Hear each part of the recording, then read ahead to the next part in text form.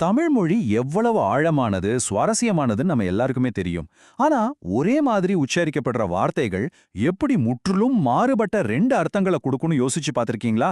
இன்னைக்கு நாம அலச போற இந்த கவிதை விளக்கம் ஸ்லேடை அப்படிங்கிற வார்த்தை விளையாட்டு மூலமா சாதாரண ஒலிகளை எப்படி உடைச்சு பிரமிக்க வைக்கிற கருத்துக்களை மாத்துதுன்னு காட்டப்போகுது. வாங்க நேரா விஷயத்துக்குள்ள போயிடலாம். பொதுவா மொழி அப்படிங்கிறது நம்ம கருத்துக்களை பரிமாறிக்கிற ஒரு சாதாரண கருவின்னு நம்ம நினைச்சிட்டு இருக்கோம். ஆனா அது இருபுறமும் பிரதிபலிக்கும் ஒரு கண்ணாடி மாதிரி செயல்படுதுன்னு சொன்னா நம்புவீங்களா? நாம எப்படி காது கொடுத்து கேட்குறோம் அப்படிங்கிறத பொறுத்து தான் அதோட உண்மையான அர்த்தமே அடங்கியிருக்கு. நாம அடுத்து பார்க்க போற ஒவ்வொரு கவிதை வரியும் ஒரு மேஜிக் வித்த மாதிரி புது புது ஆச்சரியங்களை நமக்கு கொடுக்க போகுது. சரி, முதல்ல நம்ம எல்லாருக்கும் நெருக்கமான மனித உருவங்கள்லேருந்து ஆரம்பிப்போம். அம்மா வானே என்கிறாய், அம்மா வருதல் ஒரு பொருள், அம்மா வானே சத்தியம், அம்மா இப்படி இருபொருள். இந்த முதல் கவிதை வரி அம்மா வானே அப்படிங்கிற ஒரு வார்த்தையை நமக்கு அறிமுகப்படுத்தி நம்ம மொழியியல் புதிருக்கான முதல் படியை எடுத்து வைக்குது. இதுல ரொம்பவே சுவாரஸ்யமான விஷயம் என்ன தெரியுமா? ஒரே மாதிரியான சத்தம் கொண்ட ஒரு சொற்றொடர் எப்படி ரெண்டு வெவ்வேறு உணர்வுகளா உடையுது அப்படிங்கிறது தான். அம்மா வானை அப்படிங்கிறத அம்மா வராங்க அப்படின்னு ரொம்ப சாதாரணமான ஒரு விஷயமா புரிஞ்சுக்கலாம். ஆனா அதே நேரத்துல அத அம்மா மேல சத்தியம் அப்படிங்கிற மிக உறுதியான ஸ்ட்ராங்கான ஒரு வாக்குறுதியாவும் நாம எடுத்துக்க முடியும். பாத்தீங்களா, ஒரே ஒளி ஆனா எவ்வளோ பெரிய வித்தியாசம்.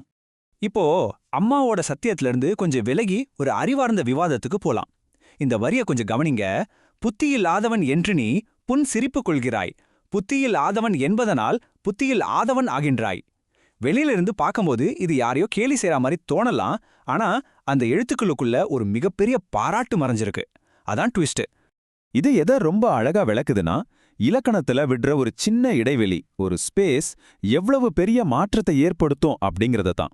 வார்த்தைய நாம எங்க பிரிக்கிறோம் அப்படிங்கறத பொறுத்து புத்தி இல்லாதவன் அப்படின்னு சொல்ற ஒரு முட்டாள்தனமான வசவு திடீர்னு புத்தியில் ஆதவன், அதாவது அறிவில் சூரியனை போன்றவன் அப்படிங்கிற ஒரு பிரகாசமான பாராட்டா உருமாறிடுது.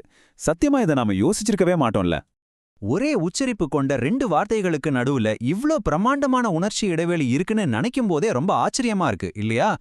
ஒரு சின்ன உச்சரிப்பு மாற்றம் ஒருத்தரை எள்ளி நகையாடுற ஒரு புன்னகைய அப்படியே ஆழ்ந்த மரியாதையா மாத்திடுது. நம்ம வார்த்தைகள் தனக்குள்ள எவ்ளோ பெரிய ரகசிய நிழல்களை சுமந்துட்டு திரியுது அப்படிங்கிறதுக்கு இது ஒரு சூப்பர் உதாரணம்.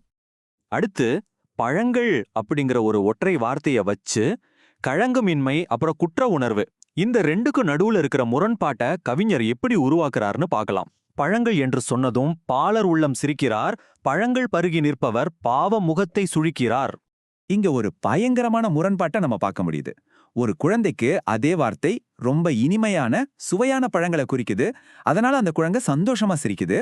ஆனா ஒரு பெரியவருக்கு அது புளிச்சு போன போதை தரக்கூடிய பழைய கள்ள குறிக்குது, அதாவது பழங்கள்ல குறிக்குது. அதனால ஒரு முகம் சுளிக்கிறார். வார்த்தை ஒண்ணுதான், ஆனா அது காட்டுற உலகங்கள் முற்றிலும் வேற. இந்த கவிதை அடுத்து என்ன செய்யுதுன்னா, நம்ம அன்றாட வாழ்க்கையில நம்ம பயன்படுத்துற மிக சாதாரணமான சொற்றொடர்களை வச்சு விளையாடுது. படுக்க வா என கூறலும், படுக்க ஓடி வருகிறாய், படுக்க வா என முடிவிலே பரபரப்பாய் கேட்கிறாய். இது ரொம்ப சாதாரணமா வீட்ல தினமும் கேட்கிற ஒரு வார்த்தை தான். ஆனா அந்த ஒரே சொற்றொடர் எப்படி தன்னோட துணியை முழுமையா மாத்திக்குதுன்னு கவனிச்சிங்களா? ஆரம்பத்துல இது தூங்க போறதுக்கான ஒரு நேரடியான ரொம்ப வெகுளித்தனமான அழைப்பா இருக்கு. ஆனா சூழ்நிலை மாறும்போது அதுவே ஒரு பதட்டமான, ஓய்வே இல்லாத ஒரு ஆர்வமான கேள்வியா மாறிடுது. ஒரு சாதாரண வார்த்தை எப்படி உணர்ச்சிகளோட உச்சத்தை தொடுதுன்னு பார்க்கும்போது நிஜமாவே சிலிர்ப்பா இருக்கு. சரி, இதுவரைக்கும் நாம அன்றாட பொருட்களையும் சாதாரண மனித உணர்வுகளையும் பார்த்தோம். ஆனா ரொம்ப ஆழமான நம்ம கடைசி கவிதை வரிய பார்க்கறதுக்கு முன்னாடி ஒரு பிரம்மாண்டமான கேள்வியை கேட்கலாம். ஒரு ஒற்றை வார்த்தையால தெய்வலோகத்தையும் இந்த பூமியின் மண்ணையும் இணைக்க முடியுமா? என்ன சாத்தியமில்லையோன்னு தோணுதா? அதுக்கான விடைய இந்த கடைசி வரி எப்படி தருதுன்னு பாருங்களேன். தாவரம் என்று நீ சாமியை தலை வணங்கி கேட்கிறாய். தாவரம் இந்த உலகினை தலைக்க வைத்து தலைக்குது. இது வெறும் வார்த்தை ஜாலம் மட்டும் கிடையாதுங்க. பக்தியையும் இயற்கையையும் ஒன்னா இணைக்கிற வாழ்க்கையோட சாராம்சமே இதுதான். இதுல நாம கவனிக்க வேண்டிய ரொம்ப முக்கியமான விஷயம் என்னன்னா, கடவுள்கிட்ட வேண்டி கேட்டப்படுற வரம், அதாவது எனக்கு ஒரு வரம் கொடு அப்படிங்கிற ஒரு ஆன்மீக கோரிக்கை, இந்த உலகத்துக்கே உயிர் கொடுத்து செழிக்க வைக்கிற இயற்கையான வரம் அப்படிங்கிற வார்த்தையோட கச்சிதமா பொருந்தி போகுது.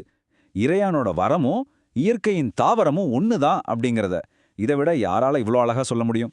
நாம இதுவரைக்கும் பார்த்த இந்த 5 மொழியியல் மேஜிக் வித்தைகளையும் ஒன்னா சேர்த்து பார்க்கும்போது இந்த கவிதையோட செறிவான புத்திசாலித்தனத்தை உங்களால நிஜமாவே உணர்ந்து ரசிக்க முடியும்.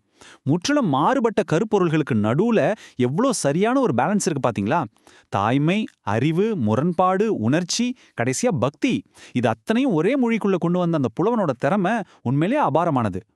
இப்போ நாம ஒரு முக்கியமான சிந்தனையோட நிறைவு பகுதிக்கு வந்திருக்கோம்.